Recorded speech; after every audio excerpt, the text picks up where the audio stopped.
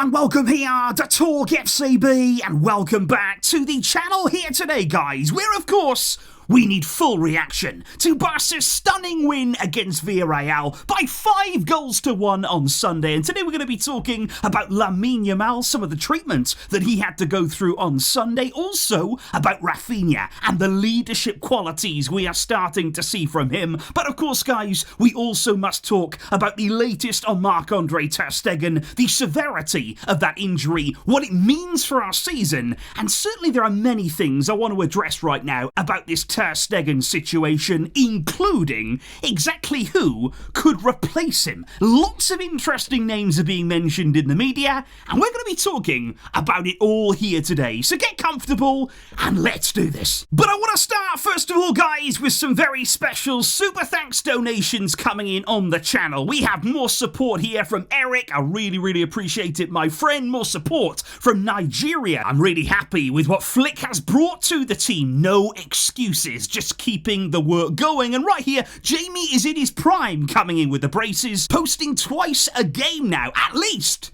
Because, hey, I've got to match Flick's intensity right now. I've got to bring my A game too. He is demanding the best of me. And let's start by talking about the great man himself, the beautiful man that is Hansi Flick. Because I want to talk actually about his high defensive line. Lots of people have been talking about that high line approach that we saw really evident against Villarreal, the good parts and the bad parts of it. Because let's start by talking here about the offside trap that Barca brought to yesterday's game. Because let me just say, we caught Villarreal offside 7 times in total in the game. And let me also just say, you don't catch players offside by accident. It's not like, oh, let's hope for the best, let's hope here they're going to be off. It comes from a lot of training, a lot of work there on the training ground, constantly drilling that back line, when to step up, how to stay together. You've got to be very organised to play this kind of style. And I would just say, guys, that I think in yesterday's game, you look at the offsides there, the way we caught Villarreal offside, you look at the offside goals that they had, I think it's more scary at times now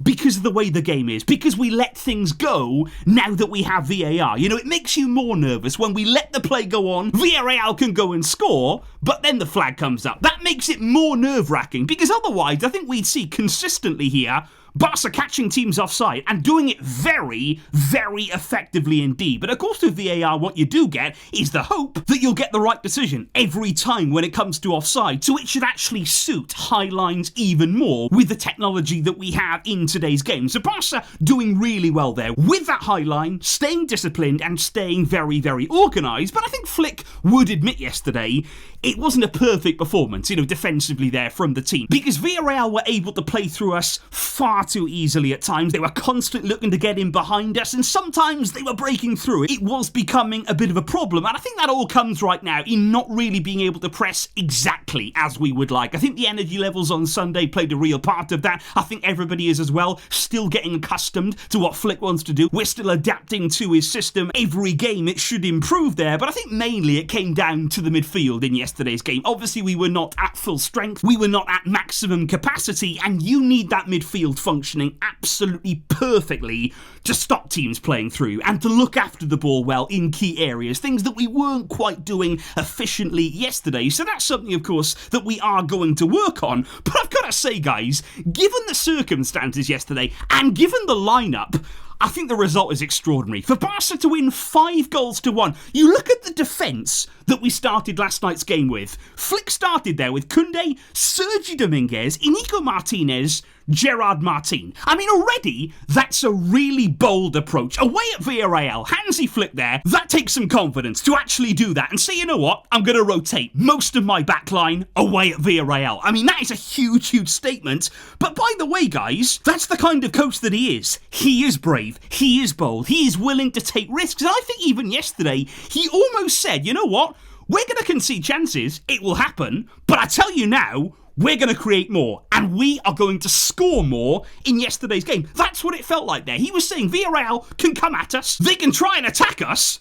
but we've got our own weapons. Because even in his press conference before the game, we spoke about this here in detail, Flick was very complimentary of what Villarreal can do. He said they're a great team, they can create chances, they're very good on the ball. But he said even then, trust me, we will get our opportunities. Trust me, we will get our chances.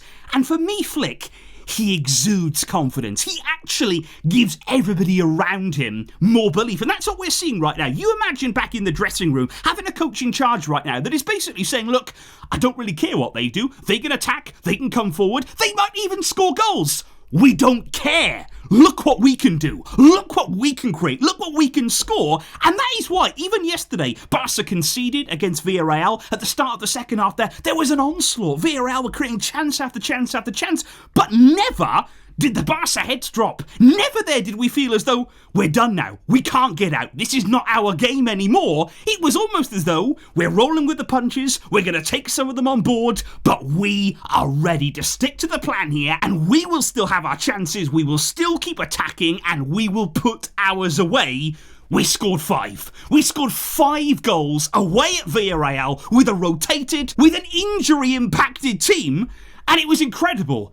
That is the Barca that we're looking at right now. Entertaining, exciting, and ruthless. But indeed, guys, speaking about the excitement and the attacking intent from this team, we have to talk about Lamine Yamal, who was absolutely wonderful in yesterday's game. Every good thing that we did in this game, he was somewhere. You could find his influence on it in some way. Every single goal he played his part in, and he is a constant threat every minute of every game. The opposition, they're watching him. They're thinking, where is he? Can I pick him up? Can I stop him? Can I get some help over here? Can somebody come and help me stop Yamal? And that's why, by the way, at the end of the game, guys, they just started kicking him. And I think it was absolutely shocking to see Villarreal basically resort to, we can't stop Yamal, so let's take him out. And the challenges that we saw, absolutely awful. They were just trying to take his legs away. There was absolutely no attempt there to play the ball. And what that means, like I say, they've run out of ideas. A 17-year-old is running rings around them. He's making you look like an absolute fool, and all that you feel you can do is chop him down now. And I absolutely love the reaction, guys, by the way,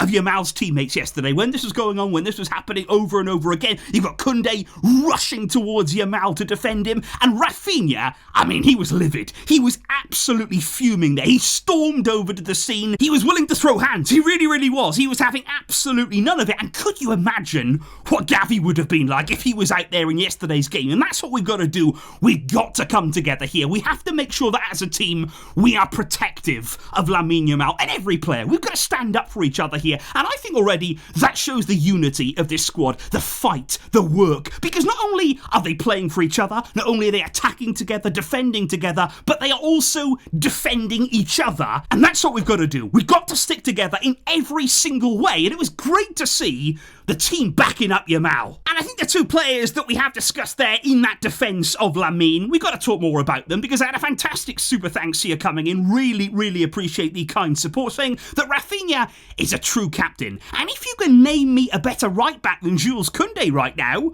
I'll give you another 10. What a win from the lads tonight. And would you agree with that there? Koundé, he has been outstanding this season. I've got to say, we haven't spoken about him loads on the channel, because he's not obviously somebody that's in the headlines. You know, he's not scoring, he's not assisting, he's not part of the goals as such. So obviously, you don't get to hear about him that often. But it has to be said, he's been going about his work absolutely fantastically well. Not only defensively, but I think going forward under Flick, he's really enjoying the style of play right now. I think it suits him more. We're really enjoying that combination with Yamal on the right-hand side, and he has been absolutely fantastic, like I say. So Koundé deserves huge credit right now. And I want to talk more about Raphinha and the captaincy, because right now, of course, with the absence of Marc-Andre Ter Stegen, in addition to Frankie being out, Araujo being out as well, that means that Raphinha, he is next in line for the armband, and we saw him with it in the latter stages of yesterday's game, and he has spoken about how much it means to him to wear that armband. It makes him feel emotional, and I think you see that every single time this man pulls on that Barca shirt. He wears it with pride. He leaves it all out there. And I think with the armband, you just add to that feeling. It'll almost give him an extra shot of energy, as if he needed it anyway. And I think he was outstanding yesterday, certainly in that second half. He got a real grip on the game. He was so involved once he moved to that central area. He got 2 fantastic goals. And I think he's going to relish every opportunity here to lead this team out, to be the man with the armband, to be here, the player who can be in charge of this team. And he deserves it right now. I think for the way that he's played this season and the way that he's conducted himself at this club, it hasn't always been easy, remember, for Raphinha. He has had to really earn and work his way here. And when you see moments like yesterday, jumping to the defence of Lamine Yamal, leaving every last drop out there on the field, he's got all the qualities you'd want from a captain of this club. And I am excited to see him more with the armband. But indeed, guys, we do have to move on now to talk about the very sad scenes that we saw just before half-time in yesterday's game against Villarreal, when Marc-Andre Ter Stegen went up there to just claim a cross. There was absolutely nothing in it at all. It's the most routine claim you'll ever see. And yet it all went wrong for him there. Very bad landing, of course, on that knee. There was immediate concern from those around him. And those were very, very sad scenes. You know, watching that there, it was really tough to watch because it was very sad to see him in that amount of pain. And of course, none of us wanted to see that there, guys. Now, today, tests have been carried out on Ter Stegen. He does indeed have a complete rupture in the patella tendon in his right knee. And what makes it more concerning for him is that this is not the first serious knee injury that Ter Stegen has suffered. So the recovery here is going to be absolutely key, because this afternoon he is already going to go through surgery. He wanted to do it apparently as soon as possible, immediately here. He didn't want to waste any time at all, because Ter Stegen apparently, he is really eager to get back as quickly as he possibly can. What we're hearing right now in the media is that it may be between 6 to 8 months out right now for Ter Stegen, but in his mind, he'd love to be back before the end of the season. He wants to return before the end here at the business end of the campaign. He's hoping that Barca are going to be fighting for titles, and he would love to be part of that. And look, guys, what I would like to do here, first of all, is just address some things that have been said. Because after this injury happened, the horror scenes that we all had to witness in yesterday's game, a lot of people use this as an opportunity to say, oh look, Barca fans, this is what you wanted. You asked for this injury from Ter Stegen, and now he's got it. He's out for a long time. This is what you all wanted. And I would just like to say here, that is unacceptable. Because no true Barca fan ever wanted this, ever wished for this. There's a very, very big difference, guys, between criticising a performance on the footballing level, on the footballing side of things, and then between wanting a player to actually get injured. No actual fan here would wish that on anyone. So let's make that absolutely clear. It is ridiculous to think that by losing Ter Stegen at this moment in the season, that's not going to help anyone. Nobody ever said that it would. Because I said before the game, he's not going to be replaced. We're not going to do anything about it right now. He was still the best option that we had. He was our undisputed #1 goalkeeper. The club had made that very, very clear. My biggest problem was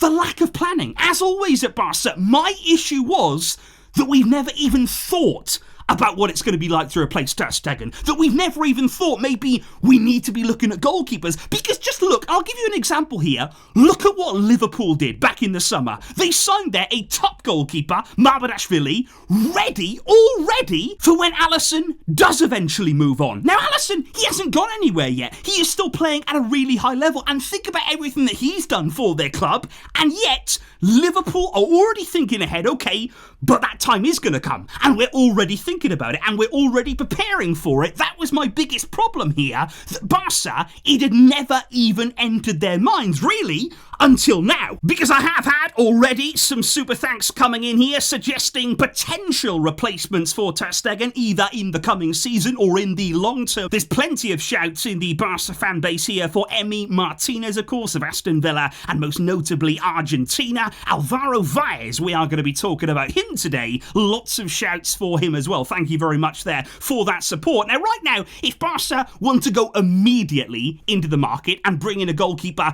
right now, then they have to look only at free agents. Now, the players that are out there right now consist of Keylor Navas. He is currently unattached. You've got Jiri Pavlenka, Edgar Badia, Loris Karius is available. I don't really think that we should go down that road. But then you've also got as well a few players who have recently retired from the game. I was surprised, actually, when Wojciech Szczesny actually called time on his career. Only 34 years old. Pretty young there, I would say, for a goalkeeper, and played many, many years at the top level. I was surprised when he did announce his retirement, of course, long-time international colleague of Robert Lewandowski. And of course, today we spoke about it over on MORETALKFCB. A very familiar face, Claudio Bravo. 41 years old now, but he only retired at the end of the summer. He even played in Copa America for Chile, and he wants to come back. Bravo has made it absolutely clear that if Barca call me, I'll be coming out of retirement. I will be ready if you need me. So Bravo here is ready to come and help the club on a short-term basis. But of course, guys,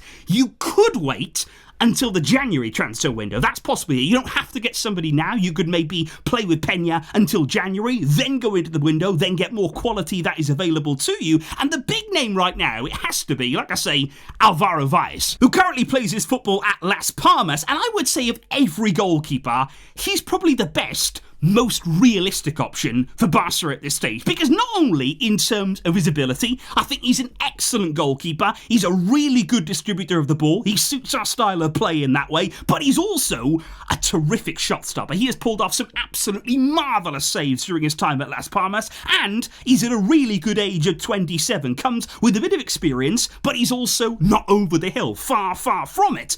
But what's also important about him is his current situation at Las Palmas. He has been completely frozen out by them. He is currently not playing because he wouldn't renew his contract at the club. And that means that his deal expires in the summer. So come January, you would imagine here that Las Palmas, they will take anything they can get for him. They don't want to lose him on a free transfer. He's not even playing for them right now. He's not adding any value to their team. So surely in January, he's on the market. And Barca, I believe, would definitely be interested in him. And like I say, out of all the options, all the realistic options that are on the table right now, I do like the look of Alvaro Valles, and he is a very talented goalkeeper if we can make it possible. But indeed, guys, what I would like in the comments down below here today is to let me know who you would like to see as the Barcelona goalkeeper this season. Maybe it is Iñaki Peña, or maybe there are other targets that you would like to see us pursue. And of course, like I say, guys, we are all thinking right now of Ter Stegen. We all want him to make a full recovery as soon as possible, and we are all very much behind him. But please do let me know all of your thoughts in the comments down below here today, guys. Thank you indeed for tuning in, and thank you for all of your fantastic support.